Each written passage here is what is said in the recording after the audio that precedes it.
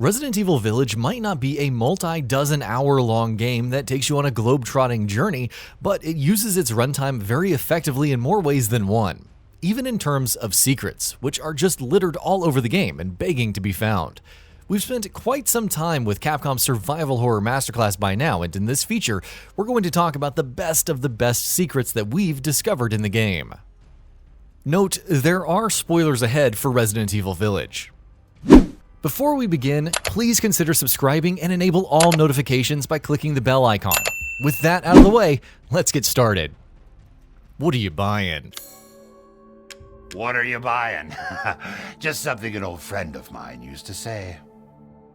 The Duke is essentially a new take on the fan-favorite merchant character from Resident Evil 4, being just one of many ways Village takes cues from its revolutionary precursor. And RE Village has a few very self-aware references to that effect. For instance, during your first meeting with the Duke, he will suddenly go in a very familiar voice, "What are you buying?" He'll follow that up with a knowing laugh, saying that that's just something a friend of his used to say. Got some rare things. What are you buying? Boulder punching Chris. Chris Redfield has gone through many trials and tribulations and stopped many a world-ending plots throughout the course of the franchise, but his biggest and most recognizable moment was, of course, when he punched a boulder. Yeah, not his smartest moment.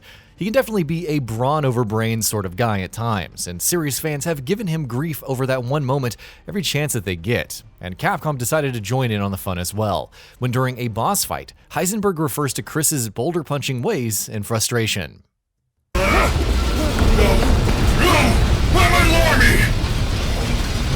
That boulder punching but you're first.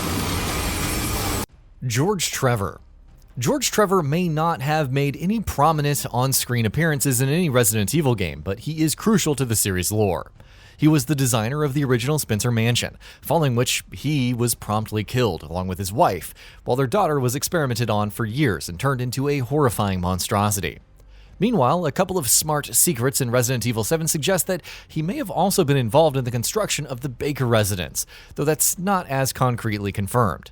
In Resident Evil Village, his role is less prominent, and more of a reference than anything else, with a book on the architecture of Eastern European castles written by him that can be found in Ethan's house. Joseph KENDO. The KENDO brothers are pretty much the best and most prominent weapon designers in the universe of Resident Evil, with Robert KENDO even having a pretty memorable role in both Resident Evil 2 and 3. RE as a series pays homage to the duo every chance it gets, and Ethan, who's been learning more about how to be a fighter and a survivor in the time that has elapsed between the events of RE7 and Village, has a heavy firearms manual in his house, written by none other than Joseph KENDO himself. It's not paranoia if they're really out to get you. Bobblehead. Resident Evil 7 fans will remember the bobbleheads that were scattered throughout the game that served as collectibles, or to be more accurate, destructibles, if that is even a word. For some reason, Ethan decided to keep one as a memento of the worst couple of days of his entire life, and one of the bobbleheads can be found in his home. Why he has kept it around is beyond comprehension. He even has a line where he says something to the same effect. Why do I even keep this around? I should get rid of it someday. LYCAN attack. Resident Evil Village calls back to RE4 in many blatant ways, as we've already discussed, and one of these happens in the very beginning. When Ethan arrives in the village, he's attacked by a massive, deadly LYCAN horde, and just as it seems that things are about to take a deadly turn, bells start tolling in the distance, causing all of the LYCANs to retreat. This, of course, is a direct reference to the beginning of RE4, where Leon is attacked by a massive swarm of the Ganado, with the attack suddenly ending when the bells begin tolling, causing them all to leave. Lightsaber. Resident Evil games always have some really cool unlockable weapons, and Resident Evil Village has perhaps the coolest of them all.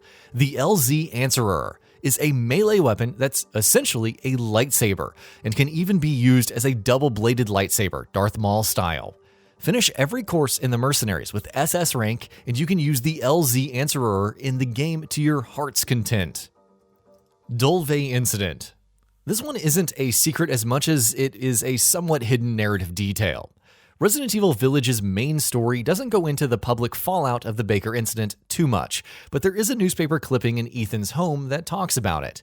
Essentially, the whole incident was covered up by the authorities with the help of the BSAA, who claimed that the DULVEY incident and the explosion it resulted in were caused by a gas leak, which also claimed the lives of the Baker family. The dolls. It's not just Resident Evil 4 that Village pays tribute to every chance it gets. It also calls back to unreleased versions of RE4. One of those unreleased versions was, of course, the Hookman version, now famously known as Resident Evil 3.5. One of the gameplay showings of this version saw Leon suffering from hallucinations and being attacked by creepy dolls with knives. It's pretty clear that the final section of House Beneviento takes inspiration from this. The Bear. Ethan chances upon many treasures in Resident Evil Village that you can sell to the Duke for cash. And one of these is, well, not much of a treasure really. It's a dirty old teddy bear that the Duke for some reason purchases. So what exactly is it doing in this game? Well, it seems like it's a callback to Revelations 2, in which Natalia had a similar looking teddy bear called Lottie. The colors are different here and there's no hat or jacket, but we just can't figure out what else it could be referring to. INGRID. One of the zombies that you kill in the dungeon of Castle Dimitrescu drops a certain treasure called Ingrid's necklace, and the implication is pretty clear, of course. This zombie used to be a woman named Ingrid before she became a zombie. But why exactly is that significant? Well, it seems Ingrid was the maiden that we played as in RE Village's PS5 exclusive Maiden demo, which reveals that the necklace belonged to her. Antique coin. Resident Evil 7 also tasked players with finding and collecting hidden items known as antique coins, which you could slot into bird cages to unlock several upgrades, such as a health upgrade or even the Magnum. Resident Evil Village has a completely different upgrade system, but that doesn't mean there's no antique coins in the game. Head to a certain hidden cave in the village that's crawling with the mold, and you'll also find an antique coin at the location. Progenitor virus. This one's hard to miss. Towards the end, when Chris arrives in the room that essentially serves as Miranda's base of operations, he discovers that Oswell E. Spencer used to be her student, and the symbols that he saw in the village served as the inspiration for the name and logo of Umbrella Corporation. In the note that reveals all of that, Spencer also mentions that he's discovered a special virus strain in Africa called the progenitor virus, which, of course, is the virus that Umbrella used to create the T-virus in the first place, and pretty much every other virus in the Resident Evil universe that follows from that. Ethan's jacket. Resident Evil Village sees Ethan Winters sacrificing himself to ensure the safety of his daughter, while the game's epilogue jumps forward 15 to 20 years in time to show a grown-up Rose visiting the grave of her father. In this scene, we can see Rose wearing a very familiar-looking jacket. That jacket, of course, is Ethan's, the very same jacket that he uses to cover up Rose after he hands her off to Chris in his final moments. Duke's room. The Resident Evil series has gone back to the iconic save room theme from the first game time and again throughout its history, and so it does once again in RE Village. In the Mercenaries, when you're in the Duke's room between rounds, you can clearly hear a remixed version of the instantly recognizable theme playing in the background.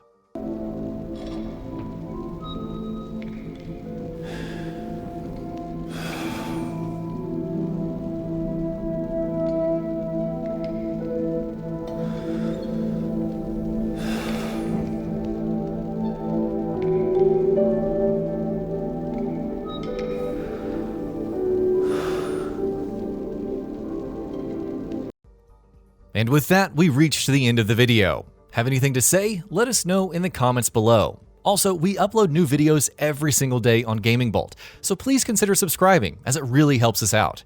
Thanks for watching.